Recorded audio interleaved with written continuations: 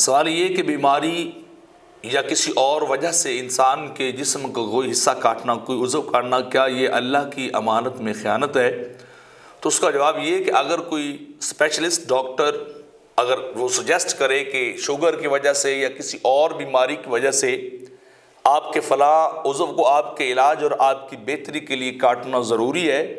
تو پھر اس کی شرعاً علاج کی غرض سے اجازت ہے کہ اگر ڈاکٹر سمجھتے ہیں کہ اگر اس کا عضو نہ کاٹا جائے تو یہ مر سکتا ہے، ہلاک ہو سکتا ہے، اس کی بیماری انتہائی بڑھ جائے گی اور یہ تکلیف کے اندر وہ مبتلا رہے گا،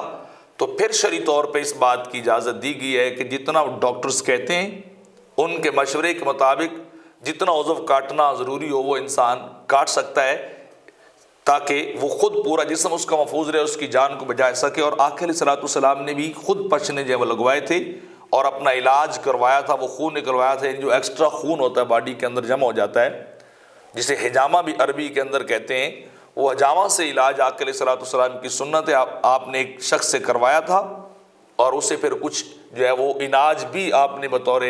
معاوضہ دیا تھا جب اس نے کیا تھا۔ تو آقا علیہ الصلوۃ والسلام کی سنت سے بھی ثابت ہے کہ خون جو ایکسٹرا ہو، جو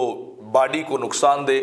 اس کو انسان نکال سکتا ہے۔ تو یعنی اس سے ایک دلیل بنتی ہے کہ آپ کا کوئی باڈی پارٹ جو ہے وہ اگر خراب ہو رہا ہے تو ڈاکٹر کاٹ دے، تو پھر اس کے اندر انسان کو کسی طرح کی شرعاً کو رکاوٹ بھی نہیں ہے اور وہ مجرم بھی نہیں ٹھہرے گا اور اللہ کی امانت میں خیانت بھی نہیں ہوگی، بلکہ اس کی بہتری کے لیے ہوگا۔